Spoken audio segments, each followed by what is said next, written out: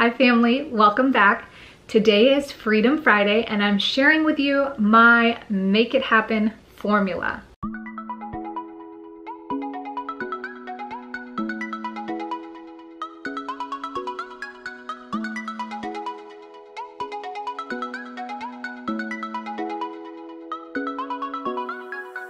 So I was thinking about this long and hard, and I really wanted to share something with you that added tremendous freedom to my life.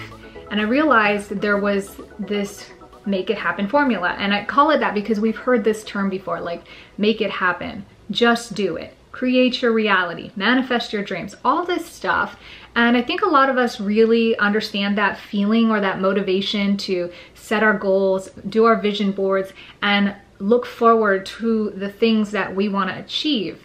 But at the same time, I realized that there's a very specific formula that has to happen in order for those things to occur. There are a couple things that you need to do before you can get to the make it happen formula or the make it happen stage. The first thing is you need to know why you're doing what you're trying to do.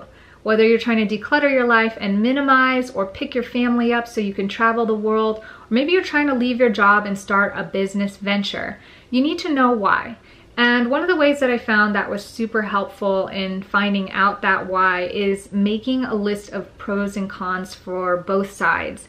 Meaning, if I don't make it happen, what are the pros and what are the cons? And if I do make it happen, what are the pros and what are the cons? Then make that decision and tell yourself why, because the why has to be strong enough that when you go through challenges and when you go through kind of self-doubt or any fears that might come along or naysayers, you know deep in your heart so strongly, so firmly why you're doing it and that you're going to do it. Number two is make sure that you have most of your information, but not all. Meaning that most of us actually get stuck on phase one, which is collecting information and trying to learn and plan. But then we never get past that because we're never really going to get 100% or even 90% of the information that we need. What this means is you're not gonna know everything that you need to know before you do it. And that's just the way that it goes. I know so many things that I had no idea the last 10 years of my business career, and I'm still learning now and will still continue to learn. And that's just part of the process. It's totally normal. So it is kind of uncertain and that can be uncomfortable, but in order to make things happen in life, we have to be very okay and accepting towards uncertainty and discomfort, because when we're comfortable, we tend to not want to change or grow. So the next step is the make it happen formula.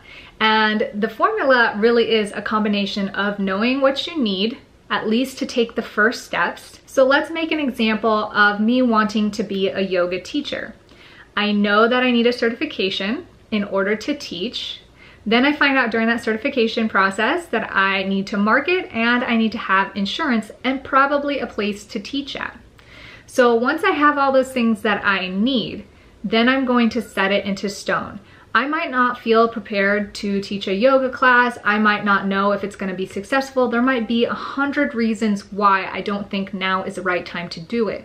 But if I'm feeling so encouraged and this is what I want to do so bad right now, I'm going to find a place that's going to let me teach yoga. I have my certification, I have my insurance, and I'm going to try to market to people to show up to the class. And maybe ask people for more information on how to do that, or try a variety of different things like inviting friends and family, posting it on Facebook, or maybe posting flyers locally. Those things apply to the next step of the formula, which is to take action. If you set it in stone, you're forced to meet your expectations at the mark. And you might miss, and that's okay. It's better than doing nothing and sitting and planning and not progressing forward. When you take action, things happen and you learn and you recalibrate, which is the next step. So maybe nobody shows up, and that's when you can begin to compulsively create or problem solve to figure out how to get people to show up. if you're stuck at phase one, which is planning and collecting information, you're never going to get here, which is asking the question of, what do I need to do now to move forward? And you reset this entire cycle. So collect the 70% of information you need to market for your classes, go ahead and set something into stone, take action, then continue to recalibrate. One of the things that I noticed that is a common thread with successful people is they are compulsive creators and compulsive problem solvers. If there's anything that I want to really highlight or make bold in this video, it's that compulsiveness, the compulsive action taking. And I keep using the word compulsive because it's not just they take action or they like to create or they know how to solve problems. They are compulsively in the action of doing it day in and day out. And that's also what I do when I apply this to my business or minimalism. There is this constant motivation to always be moving forward, to say, what is the next step? What is the next step? How can I improve? What can we change? What can we do better? All the time. And it is in that constant creation that things begin to start happening. It's like somebody who wants to be a fitness or bodybuilder, a fitness competitor. They're never going to be able to start unless they get in the gym and start lifting the weights. And maybe in the beginning, 10 or 15 pounds is a really hard thing to press. But as long as they are there every single day, showing up and doing the work, little at a time, eventually they're lifting hundreds of pounds. And everybody has to start somewhere.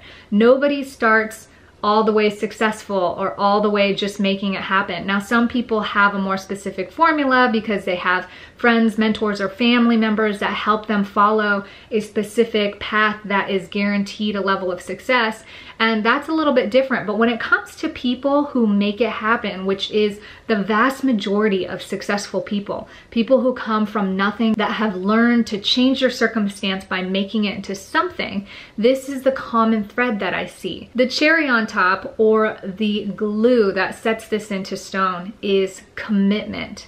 And sometimes commitment comes from desperation. I can't tell you how many times I look back at my life and see, like, when I was living out of my car and I was desperate to make something happen. I was tired of my job. It was like sucking my soul and I was desperate to make a change. That desperation sort of makes you sick and tired of being sick and tired of whatever the situation is that you're trying to change. And in that, there comes a point where some people say no more. It's just not an option anymore. And they set their flag into stone, or whatever that term is, but they set their roots into stone and they never turn back. And that's ultimately what needs to happen. I like to say, like, cut the cord, or remove your pacifier. There's a point of no return where you make that ultimate decision that you're either going to want to live the life that you want to live and proactively find solutions or create situations and circumstances that are going to at least get you there one step at a time, or you're gonna stay stuck wherever you're at, doing the same thing, having the same fears, having the same conditional circumstances that make us feel so victim. And if you're there, it's okay. That's normal to feel that way. It feels abnormal to sort of come out of that feeling of security and of familiarity, let's say, because making things happen is very uncomfortable. It's very uncertain, and it does take a lot of drive and motivation to be willing to get creative and problem solve and to face those problems head on.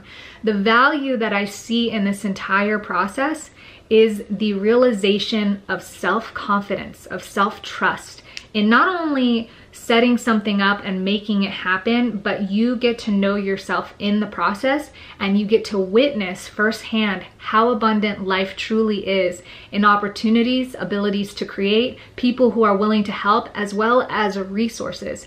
So this type of perspective and way of living life doesn't have to be business. It doesn't have to be minimalism. It could be anything that you want to change or that you want to take control of and be able to be responsible and have a say in how life pans out for you. This adds tremendous value, not only because of the benefits I just mentioned, but because it actually gets you there. It's never going to be perfect. and almost guaranteed it's not going to turn out exactly the way you had pictured it. But in my experience, taking one step at a time to make things happen, to be the person that I want to be and to live the life that I want to live over time typically ends up better than I imagined. So that's the Make It Happen formula. I hope you guys find tons of value in it. If there are things you've been wishing and wanting to make happen, I would love to know what it is and why. Stick them in the comments below and maybe we can brainstorm it out. If you like this video, as always, let me know by hitting thumbs up. And thank you so much for joining me. I hope you guys have a tremendously amazing weekend. Remember to be good, be great, be grateful. I'm grateful for you being here, and I will see you Monday for Minimalism Monday.